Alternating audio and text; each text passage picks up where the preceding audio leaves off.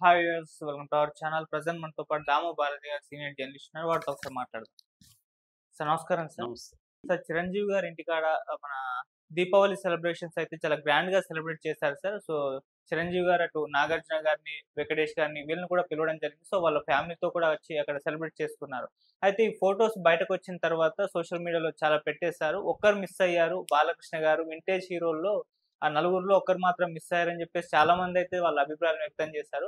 మరి చిరంజీవి గారు కావాలని బాలకృష్ణ గారిని పిలవలేదా? లేకుంటే పిలిచినా బాలకృష్ణ గారు రాలేదా? అన్న చర్చ కూడా బయట జరిగింది.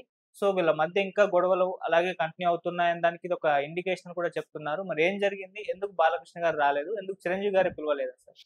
ఆ మధ్య అంటే లాస్ట్ మంత్ అసెంబ్లీలో బాలకృష్ణ చిరంజీవి మీద కామెంట్లు చేయడం, లేకపోతే జగన్‌ని సైకోగా అనడం, దాని తర్వాత చిరంజీవి ఇమ్మీడియేట్‌గా రిప్లై ఇవ్వడం. దాని తర్వాత ఆహ్, ఇద్దరి ఫ్యాన్స్ మధ్య వారు, సోషల్ మీడియాలో వార్ జరగడం. దాని తర్వాత చంద్రబాబు పవన్ కళ్యాణ్ ఇంటికెళ్ళి పరామర్శించి రావడం. దీని తర్వాత ఏమనుకున్నారంటే సమస్య పోయిందిలే ఇష్యూ అనుకున్నారు. ఎందుకంటే బాలకృష్ణ మాట్లాడిన వ్యాఖ్యలను కూడా అసెంబ్లీ రికార్డుల నుంచి తీసేశారు. కాబట్టి ప్రాబ్లం సాల్వ్డ్ అనుకున్నారు కానీ ఒక కోల్డ్ వార్ జరుగుతున్నట్టు మాత్రం ఉంది. అదేంటంటే ఒక కథనం వచ్చి బాలకృష్ణకి మంత్రి పదవి ఇవ్వకుండా ఉండడానికి కోసమే ఇదంతా డ్రామా జరుగుతూ ఉంది. బాలకృష్ణ మంత్రి పదవి అడుగుతున్నాడు, అది ఇవ్వడానికి చంద్రబాబు సిద్ధంగా లేడు కాబట్టి ఈ గొడవని చంద్రబాబు వాడుకొని బాలకృష్ణకి ఇప్పుడు మంత్రి పదవి ఇస్తే పవన్ కళ్యాణ్కి కోపంగా ఉంటుంది. ఎందుకంటే ఇప్పటివరకు మంత్రి మండలిలో చంద్రబాబు, లోకేష్‌ని పక్కన పెడితే సుప్రీంగా పవన్ కళ్యాణ్ ఉన్నాడు. పవన్ కళ్యాణ్ ఏ మంత్రిని కావాలన్నా బెదిరించే పరిస్థితిలో ఉన్నాడు. అలాంటిది బాలకృష్ణ పవన్ కళ్యాణ్ మంత్రినే బెదిరించాడు అసెంబ్లీలో ఓపెన్‌గా. కందుల దుర్గేష్, "నువ్వెవడోనయ్యా నా పేరుని 9వ దీంట్లోకి అతనికి ఎమ్మెల్యే మామూలుగా. లీగల్‌గా తీసుకుంటే అతనికి ఎమ్మెల్యే తప్ప ఏమీ కాదు. ఒక ఎమ్మెల్యే ఒక కూటమిలో ఉండే ఒక మంత్రి మీద అసెంబ్లీలో అలా వ్యాఖ్యలు చేయడం అనేది నిజానికి ఇంకెవరో కూడా చేయలేరు. బాలకృష్ణ చేస్తే అది ఖచ్చితంగా హర్ట్ అవుతారు. పవన్ కళ్యాణ్ కూడా హర్ట్ అవుతాడు. ఎందుకంటే పవన్ కళ్యాణ్ మద్దతు లేకపోతే అసలు తెలుగుదేశం అధికారంలోకి వచ్చి ఉండదనేది అందరికీ తెలుసు. ఇప్పుడు కూడా చంద్రబాబు సాహసం చేసే పరిస్థితిలో లేడు. 2029లో కూడా పవన్ కళ్యాణ్ లేకుండా చంద్రబాబు ఎన్నికలకు వెళ్ళే పరిస్థితి మనకి ఏ రకంగా కనబడట్లేదు. అటువంటి స్థితిలో పవన్ కళ్యాణ్ అవమానించినట్టే. దుర్గేష్‌ని అనడం అంటే పవన్ కళ్యాణ్ అనడమే. సో అలాగా బాలకృష్ణ అనడం అనేది పవన్ కళ్యాణ్ సీరియస్‌గానే తీసుకున్నాడు. అందుకని ఎప్పుడూ లేనిది చిరంజీవి అంత వేగంగా స్పందించడం వెనక పవన్ కళ్యాణ్ స్ట్రాటజీనే ఉంది. పవన్ కళ్యాణ్ చెప్పకపోతే చిరంజీవి జనరల్‌గా స్పందించడు. జనరల్‌గా చిరంజీవి ఎప్పుడు స్పందించడు. వాళ్ళ బ్రదర్స్ నాగబాబు, పవన్ కళ్యాణే స్పందిస్తుంటారు ఎప్పుడైనా. అది చిరంజీవి స్ట్రాటజీ. నేను డైరెక్ట్ కంటే మీరు చేస్తే బాగుంటుంది, నేను వెనకుంటాను అనేది చిరంజీవి స్ట్రాటజీ. అట్లాంటిది ఇప్పుడు పవన్ కళ్యాణ్ స్ట్రాటజీలో చిరంజీవి ముందుకు వచ్చిన పరిస్థితి అక్కడ ఏర్పడింది. ఓకే. సో ఒక రకంగా కోల్డ్ వార్ కంటిన్యూ అవుతూనే ఉంది వాళ్ళిద్దరి మధ్య అనేదానికి లేటెస్ట్ ఎగ్జాంపుల్ ఏంటంటే మొత్తం మనం 2 సంఘటనలే చెప్పుకోవచ్చు చిరంజీవి బాలకృష్ణ గొడవలకు సంబంధించి. ఒకటి, ఈ అక్టోబర్ 6వ తేదీ చెన్నైలో వింటేజ్ స్టార్స్ మొత్తం 31 మంది నటులు అక్కడ నటీనటులు కలిశారు. అక్కడ 80వ దశకంలో ఉండే నటీనటులంతా చెన్నైలో కలిశారు. దానికి ఇక్కడ నుంచి మనోళ్ళు చాలా మంది వెళ్ళారు, ఇంక్లూడింగ్ చిరంజీవి, వెంకటేష్ వీళ్ళు కూడా వెళ్ళారు. దానికి బాలకృష్ణ వెళ్ళలేదు. ఆహ్వానించారా లేదా అనేది తెలియదు. మామూలుగా అయితే ఆహ్వానించి ఉంటారు, కానీ చిరంజీవి వస్తున్నాడు కాబట్టి నేను రానని బాలకృష్ణ అవాయిడ్ చేసినట్టుగా మనకు అర్థమవుతుంది. So that is one thing. Second, నిన్న దీపావళి ఇక్కడ జరిగింది. ఇక్కడ దీపావళి జరిగిన చిరంజీవి ఇంట్లో చిరంజీవి మామూలుగా వింటేజ్ స్టార్స్ అంటే మనకి ఎవరున్నారు? ప్రధానంగా నలుగురు ఉన్నారు. చిరంజీవి, బాలకృష్ణ, వెంకటేష్, నాగార్జున. ఈ నలుగురు ఒక టీం లాగా మనం చెప్పుకోవచ్చు. అప్పుడు అటు ఇటుగా స్టార్ట్ అయ్యి ఇప్పటికి కూడా యాక్టివ్గా ఉంటున్నారు ఈ నలుగురు కూడా. సో ఈ నలుగురిలో ముగ్గురు కలిశారు నిన్న చిరంజీవి ఇంట్లో. బాలకృష్ణ క్లియర్గా ఆబ్సెంట్. సో ఇక్కడ ఇప్పుడు వార్త ఏంటంటే చిరంజీవి ఆహ్వానించలేదా, ఆహ్వానించినా కూడా బాలయ్య రాలేదా అనేది. వీళ్ళేమో మెగా ఫ్యాన్స్ ఏమో అతనికి ఎందుకు ఆహ్వానం పంపిస్తాడు చిరంజీవి, పంపలేదు అనేది వీళ్ళు అంటున్నారు. బాలకృష్ణ అభిమానులు ఏమో పంపించాడు కానీ మావాడు వెళ్ళలేదు, ఎందుకు వెళ్ళాలి అని వాళ్ళు అంటున్నారు. సో ఇది రైవల్రీ నడుస్తుంది. ఏదేమైనా అతను ఆహ్వానించాడా లేదా అనేది తెలీదు. ఆహ్వానించినా కూడా బాలయ్య ఎళ్ళే పరిస్థితిలో లేదు. నాకు తెలిసి చిరంజీవి కూడా ఆహ్వానించకపోవచ్చు. ఎందుకంటే అది కుటుంబ ఫంక్షన్ లాగా చేసుకున్నారు. హ్మ్. ఆహ్, అందరూ కుటుంబాలని పిలిచారు. భార్యాభర్తలు కుటుంబాలు అందరూ వచ్చి పాల్గొన్నారు. అది హ్యాపీగా చేసుకున్నారు. ఇప్పుడు బాలయ్య వస్తే మళ్ళీ అది పొలిటికల్ ఇదొస్తది కాబట్టి కూడా అవాయిడ్ చేయొచ్చు. ఏదేమైనా బాలయ్యకి, చిరంజీవికి మధ్య ఒక రైవల్రీ అయితే కంటిన్యూ‌గా నడుస్తూనే ఉంది. అది టెంపరరీగా బాలయ్యని ఇలా ఆపెట్టారు. ఇటు లోకేషు, ఇటు చంద్రబాబు ఆపారు. నిజానికి బాలయ్య కోపంగానే ఉందని చెప్తున్నారు. ఈవెన్ లోకేష్ మీద, చంద్రబాబు మీద కూడా బాలకృష్ణ గుర్రుగా ఉన్నాడని కూడా వార్తలొచ్చాయి. ఎందుకంటే ఎందుకు నేను తగ్గుండాలి? పవన్ కళ్యాణ్‌కి మనం ఎందుకు తగ్గుండాలి? అతనికున్న పర్సెంటేజే 6%. మనం గట్టిగా ఉండి ధైర్యంగా చేస్తే మనకే ఉంది గదా!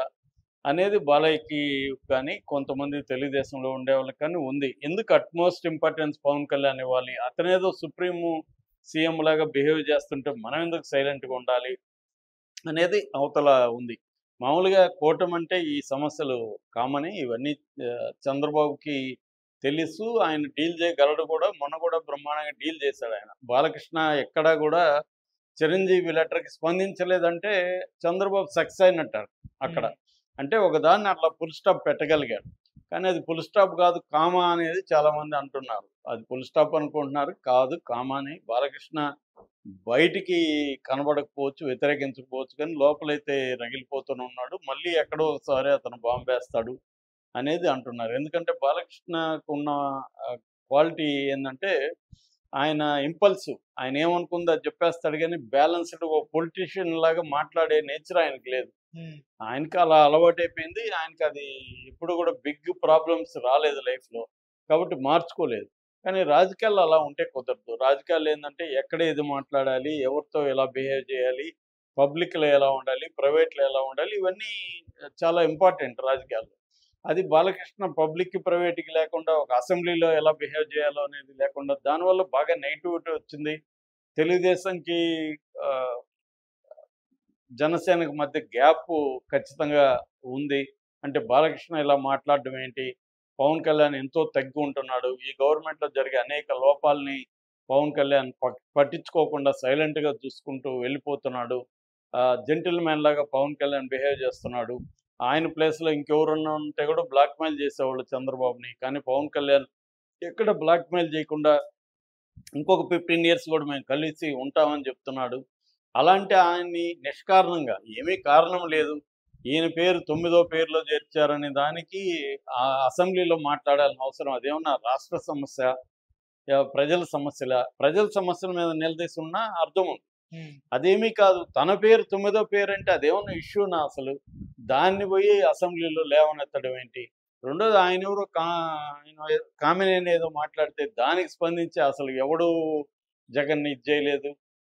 జగన్ వీళ్ళు వీళ్ళు చేస్తే కేర్ జేయడు జగను. ఇవన్నీ చెప్పడం అంటే చిరంజీవిని తీసి పారేసినట్టుగా మాట్లాడినట్టుగా ఉంది అన్న అభిప్రాయాలు జనంలో ఉన్నాయి. ఈ నేపథ్యంలో ఖచ్చితంగా ఆహ్, ఇటు చిరంజీవికి ఆహ్, లేదా పవన్ కళ్యాణ్ వీళ్ళిద్దరూ వెర్సస్ బాలకృష్ణ అనేది ఒక కోల్డ్ వార్ అయితే నడుస్తుంది. ఎందుకంటే ఇది ఎప్పటి వరకు ఉంటదంటే కోల్డ్ వారు 2029 ఎలక్షన్‌ల ముందు వరకు ఖచ్చితంగా ఉంటది. అప్పుడు హ్మ్. గాని చంద్రబాబు గాని లోకేష్‌ని సీఎం చేస్తే అప్పుడు పవన్ కళ్యాణ్ ఎలా స్పందిస్తాడనేది చాలా మందికున్న అనుమానం. ఓకే. సో, అంతవరకు వెయిట్ చేయాలి. పవన్ కళ్యాణ్‌ని యాక్సెప్ట్ చేసే విధంగా ప్లాన్ చేసుకొని స్మూత్‌గా ఎళ్ళాలనేది లోకేష్ కూడా పవన్ కళ్యాణ్‌తో చాలా అన్న, అన్న అంటూనే చాలా జాగ్రత్తగా ఉంటున్నాడు. ఎందుకంటే నేను సీఎం అయినా గూడా ఇతను ఇట్లాగే ఉండాలి అనేది లోకేష్‌కుంది.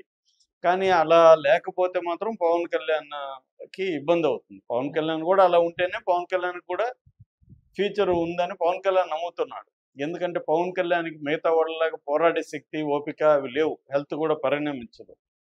పవన్ కళ్యాణ్ ఏందంటే పవర్‌లో ఉండి ఏం జేయాలంటే మనం తెలుగుదేశంలో ఎవరన్నా సీఎం ఉండి మనకనవసరం అన్న యాంగిల్‌లో పవన్ కళ్యాణ్ ఉన్నాడనేది మనకు అర్థమవుతుంది. ఎందుకంటే పదే పదే 15 ఇయర్స్ కూటమిలో ఉంటాం అంటున్నాడు. 15 ఇయర్స్ చంద్రబాబు అయితే ముఖ్యమంత్రిగా ఉండలేడు గదా! పవన్ హ్మ్. కళ్యాణ్‌కి తెలీదా? తెలిసే అంటున్నాడనేది ఆహ్, చెప్తున్నారు. కాబట్టి సీఎం లోకేష్ అయినా పవన్ కళ్యాణ్‌కి ఏమి ఇబ్బంది లేదు. సీఎంగా డిప్యూటీ సీఎం ఉంటే చాలు. లోకేష్‌కి కూడా అలాగే ఉంటే బెటరు. ఎందుకంటే జగన్‌ని ఎదుర్కోవాలంటే రేపు లోకేష్‌కి కూడా పవన్ అండ కావాలి. కాబట్టి ఈ సమీకరణాల్లో బాలయ్యని కంట్రోల్ చేయాల్సిన అవసరం అయితే ఇటు లోకేష్‌కి, ఇటు చంద్రబాబుకుంటది.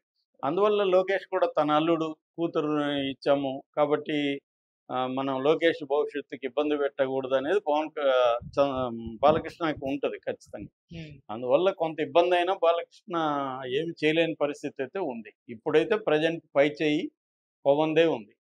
చిరంజీవిదే ఉంది. Thank you so much.